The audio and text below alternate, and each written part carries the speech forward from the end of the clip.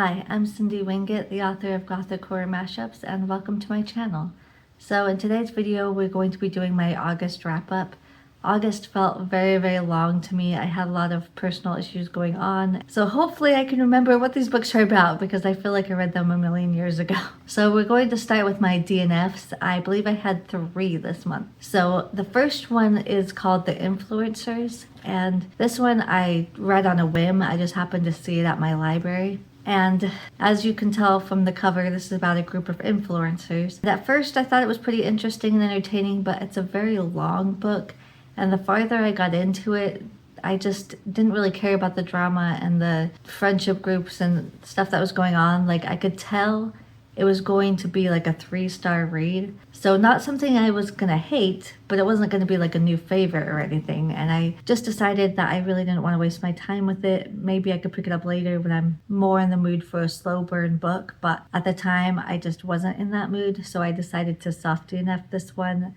I believe it was on page like 165. So I made it pretty far into the book. So it wasn't like I didn't give it a chance, but I just wasn't as invested as I wanted to be, so I just put it down for now. And then I also got Woodworm from my library. This one has been hard to find. I wanted to read it when it first came out, and so when I saw it at my library, I was like, oh great, this is a great opportunity. And it's just a short little novella, but it's just not the kind of writing style that I like. It's very, I don't want to say pretentious, but it's one of those books that just isn't written in like a straightforward manner.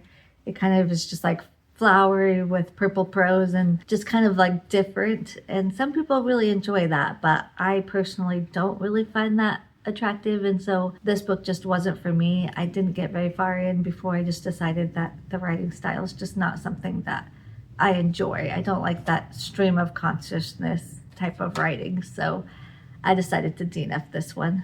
And then the last book that I DNF'd was Black Sheep, and this pained me because this was actually my book club pick for my in-club book club. So I don't choose the books for this. It's not my book club. When I say my book club, I mean the book club that I'm a part of. I don't run it. But this was the choice this month because each person in the group gets a month and they get to choose the book for that month. And so this happened to be the one for that. And I do read Regency romances, so I am familiar with the genre, but this one just didn't work for me because I felt like the author was shoving every kind of slang word that she ever researched into this book, and I found it a bit annoying. Like, it is fun to see your Regency style slang, you know, it is fun, but when it's like every other word, it kind of gets tedious and annoying.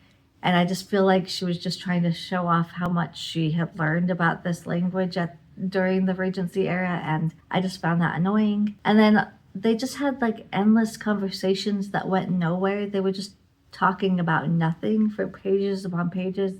And yeah, it was kind of witty and kind of funny, but I don't know. I just wanted the plot. I wanted it to pick up, you know, and so after a few chapters, I just wasn't enjoying it, so I decided to DNF it. And then I also had a couple of NetGalley arcs this month, starting with The Hitchhikers, and this is by Chevy Stevens. And this is my first book by this author, and I loved it. I thought this was a really fun time. I thought it was fast-paced. I thought it was interesting. It hooks you right from the beginning and it never lets up. And I just thought it was really fun. I don't know if I would, well, I don't know. I have a hard time giving out 5 stars sometimes, and I don't know why. So I'm just going to do it. I'm going to say this is a 5-star read because I really did enjoy it and I didn't find anything wrong with it. So this is about a couple that go on a camping trip and they meet this other couple, and they kind of hit it off and become friends. But then something happens that shifts their vacation into a nightmare, and they have to deal with the situation. But yeah, this is very action-packed and very exciting and very good. I really enjoyed it, and I highly recommend it. And then I got The Haunting of Payne's Hollow, and I was very excited for this one. I didn't think this was about Sleepy Hollow, but I thought it was close enough that it would just be an interesting read. But I was surprised to find out that it actually is about Sleepy Hollow, kind of. So it's about Payne's Hollow, but it does have the Sleepy Hollow legend in it, but it's very unique and different than what you expect it to be. And I thought it was really fun. So I definitely enjoyed this one. I'd probably give it a 4 stars, maybe 4.5.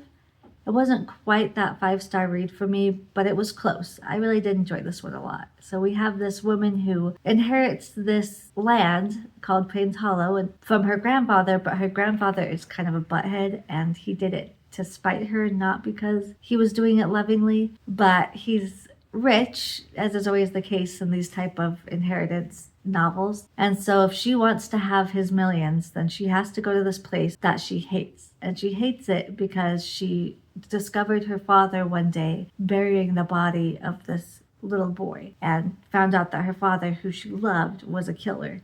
And so she's upset that her grandfather would make her go there to this spot where she has all these bad memories, because she has to be there for a month, can't leave the premises for more than an hour, or she can't inherit his millions. And so obviously he's trying to tell her something, and she's trying to figure that out. But I thought this was a really unique take on the Sleepy Hollow legend, like I said, and I liked the characters and I was invested. There was one thing that happened towards the end that really shocked me. I did not see it coming. So yeah, I thought this was a good read. I definitely recommend this one as well. I thought it was fun. And then from the library, I got The Last Resort. And this one was an anticipated read for me, but I wanted to get it from the library because her last book, The Quiet Tenant, while I liked it, I wasn't obsessed with it like everybody else seemed to, and this one didn't sound quite as good as her debut, so I thought it was a good idea to get it from the library. And I'm glad I did, because as much as I did enjoy it, it's one of those books that's just not going to be memorable, that's just going to be like a one and done and okay, good, move on with my life type of story. It's not one I'm going to be thinking about. It's just a popcorn thriller, 3-star read for me. So this is about a cult, and I felt like those aspects of the book were interesting, and I liked reading the flashback chapters between my main character and then her brother, Gabriel. They're not really siblings, but while they were living in the cult, nobody knew who their real parents were, so they just were all brothers and sisters, you know? So I thought those chapters were compelling, but the rest of it, I don't know. I wouldn't even call this a thriller, to be honest. It was more just contemporary lit with a little bit of a murder mystery, but the murder mystery in the present day just didn't interest me at all. I just didn't care. I honestly could have lifted those chapters out and been fine with just learning about the cult. I don't know. Those chapters were pretty boring, pretty basic, pretty just like, I was tempted to skip them sometimes. As far as the whodunit, it was kind of obvious and not twisty in any sense, and just kind of like, okay, like, I don't know. So like I said, kind of a middle of the road 3-star read for me on this one. And then I went to St. George with my family, and we always listen to books on long drives. And so we picked up the first 2 books of the Children of the Promise series. So the first one's Rumors of War, and then Since You Went Away. These are historical fiction novels about a fictional family during World War II. So we have one son named Alex who's in the army and fighting the Germans, and then we have Wally who becomes a prisoner of war with the Japanese, and then we have Bobby, and she's a nurse with the Navy. So you're just kind of following this family and seeing how the war affected not only people in the military, but also their family back home. And there's 5 books in the series, and I've listened to these over and over and over and over again. I love them. And I didn't realize until I bought the books finally that they're actually abridged. So half the stuff is missing. So when I got home from the trip, I went through and read all of the scenes that weren't in the audiobook because I just wanted to experience all of it. So I do love these books. If you love historical fiction, then this is a good one to pick up. It does have a lot of religious things in it, so be aware of that. Okay, so I actually read one manga this month as well. It's called Boy's Abyss, and unfortunately I didn't like this. This is probably a 1 or 2 star, probably 2, because I kind of liked it in a way, but at the same time I really didn't like it. And this one didn't have a whole lot of substance. I was able to fly through this in a half hour, so, you know, it's a very quick read, but I just didn't really like it. Basically, you have this girl who is, this is the boy, but you have this girl who is like a famous singer, and she ends up in this little podunk town where nobody knows who she is, except for our main character does recognize her, and he kind of has a crush on her, you know, like he thinks she's really pretty and hot and, that kind of stuff, just like adolescent boys will do. And so he recognizes her. But he's still in high school, and she's a 20-year-old woman who's married, and she basically grooms him and manipulates him and seduces him. And then afterwards, she wants to make a suicide pact with him because apparently her husband is abusive. So I don't know. I just don't really like that. I don't like it when these older people take advantage of teenagers and manipulate them and groom them. It's just icky. And I know that's the point of the story. So if that doesn't bother you, then you might actually enjoy this one. But I don't know. It's just not something I enjoy reading. And like I said, there wasn't really anything outside of that. So there wasn't a whole lot of substance. And then on top of that, I just don't really like the subject matter. So this one just isn't for me. Plus there is nudity in this. And because it's pictures, it's like right in your face. And it's like, whoa, so this just isn't really for me. I just didn't really enjoy this one. Okay, so if you saw my TBR video for August, you'll see the 6 books that I planned on reading this month. And I got to 4 of them. So 2 of them I did not end up reading.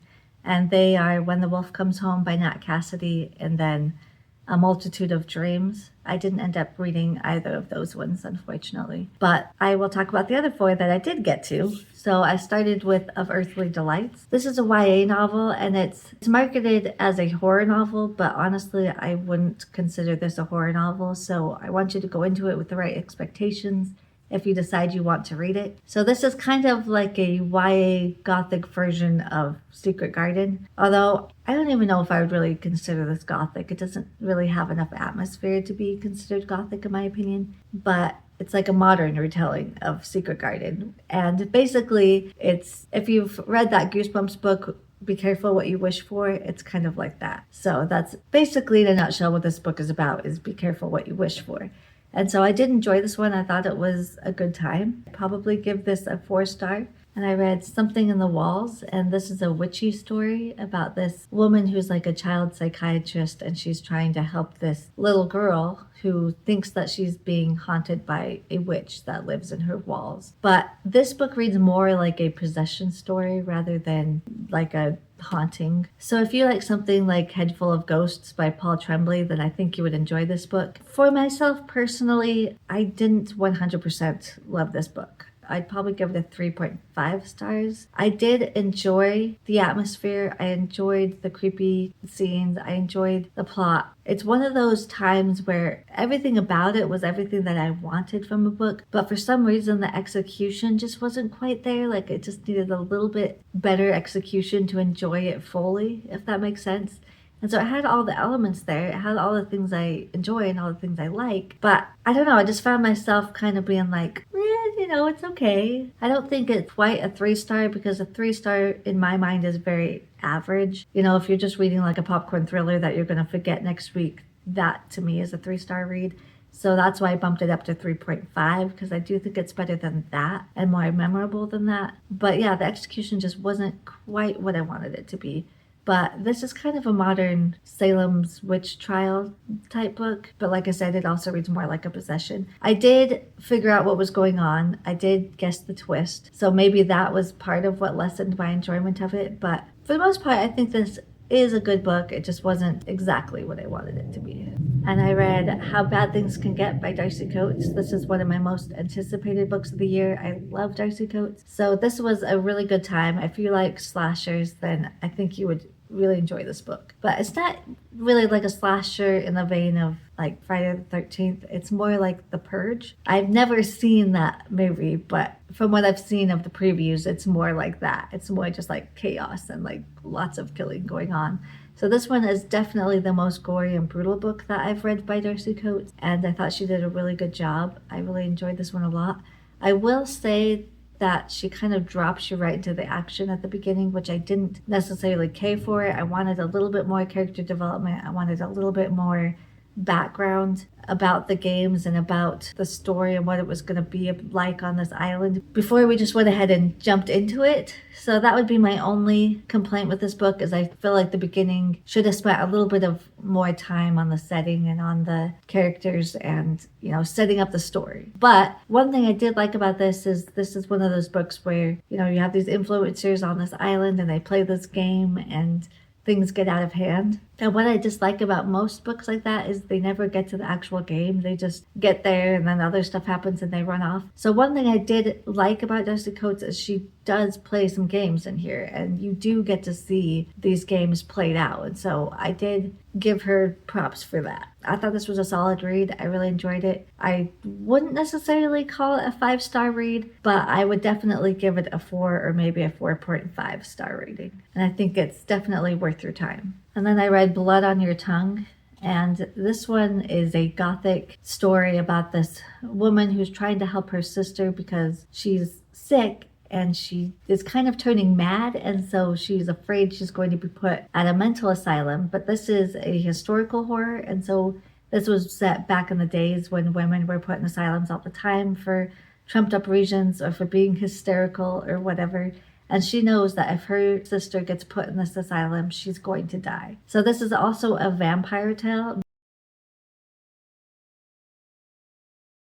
but it's very unique. It's not like any vampire tale that I have read before. And I'm always looking for different kinds of vampire stories that's not the same story over and over again. So I appreciated the difference in most vampire stories, and I enjoyed the historical setting. I really enjoy historical horror personally. So this one was right up my alley. This one is definitely a female rage book. So if you like that type of book, then this is for you. I did think that the male antagonists became a little bit cartoony at the end. Like the author was trying a little too hard to make them the villain, you know. So I don't love that, but at the same time, I thought this was a decent, solid read that I really enjoyed. So again, probably 4.5 star rating for this one. And then I read 2 books that weren't on my list. So if I hadn't read these books, I probably could have read the 2 I was supposed to. But it is what it is. So the first book I read of August was How to Survive a Horror Story, and I just couldn't wait. I just had to read it as soon as I got it because I was so excited for it. So this is one of those reality TV game type books, but it's more like, well, no, maybe it's not reality TV. I think I'm wrong on that. This is more like Kill Creek by Scott Thomas. So you have these writers that go to this house because this famous horror author has passed away, and he invited them to come to his house, and they get to have a peek at his mansion and hopefully discover a little bit more about his writing process and, you know, different things, and just take a peek behind the curtains, so to speak, so that, you know, they can see more of the life of this beloved author that everybody loved. And so just like in Kill Creek, they all have their different styles, their different subgenres in the horror that they write. And I really enjoy that setup. I really like that. And so the beginning of this was really, really good, really, really fantastic read. And they end up playing a game, but it's not a reality game. But basically, if they want to inherit anything from this author, then they have to go through the house room by room, and they have to solve these riddles. But as they go through these rooms, they realize that these riddles are a little bit more sinister than what they expected. A really great premise, really good, solid read. I will say, however, as they went from room to room, I really was enjoying it in the beginning, but as I went farther and farther into this house, the more formulaic it became, and the more I just wasn't really interested in the riddles, because once you kind of know what's going on, it's kind of like, okay, well, I kind of know what's going on, so let's move on type thing. So I wasn't enthralled with all of the rooms of this house, and I was starting to get just a little bit bored and wanted to get to the end. But for the most part, I thought this was really good. And you get some flashbacks of each character and why they were chosen to be at this house and why this author might want them dead. And it was very fascinating. It was very interesting, and I did enjoy it. And I loved the ending. I thought the ending was a really good ending. So it's not always the type of ending that I enjoy, but when done correctly, I really like it. And it was done well in this one, I thought. So I don't know how to rate this because I really did enjoy it.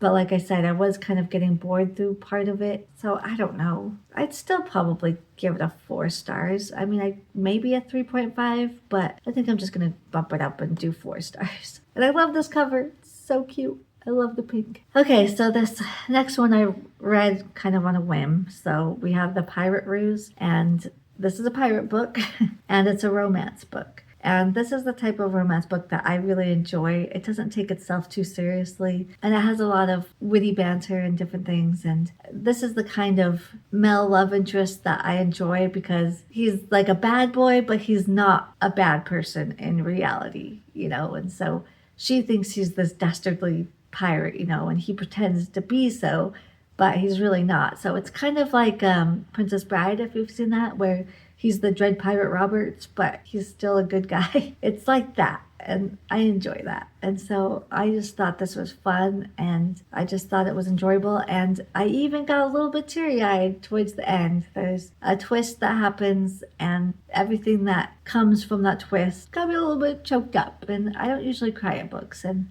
so, you know, I found that that's a mark of a good book if it can bring on some emotion. I mean, maybe I was just emotional that day, and maybe if I read it at a different time, I wouldn't have. It's hard to say. But I always think if a book can actually make you cry, then obviously it's a good book, that it can elicit some kind of emotion from you. Really enjoyable, really fun, really quick read that I just flew through and just had a good time. So we have our main character who was kidnapped from her home and put aboard a British ship, but this British ship gets attacked by 2 separate pirate ships. And so you had one pirate ship where they really were bad pirates, and then you had the one that was captained by the guy that's only pretending to be bad. Oh, I guess I need to give a star rating. Yeah, I wouldn't say this was a perfect 5-star, but maybe 4 or 4.5. I feel like I've been doing that to all of these books, 4 or maybe 4.5. But oh well, it is what it is. So that's all the books that I read in the month of August. I hope you enjoyed this video. If you did, please give me a thumbs up. Let me know that you liked it. Please subscribe to my channel if you feel so inclined. I post every Friday, and I'll see you in the next one. See ya!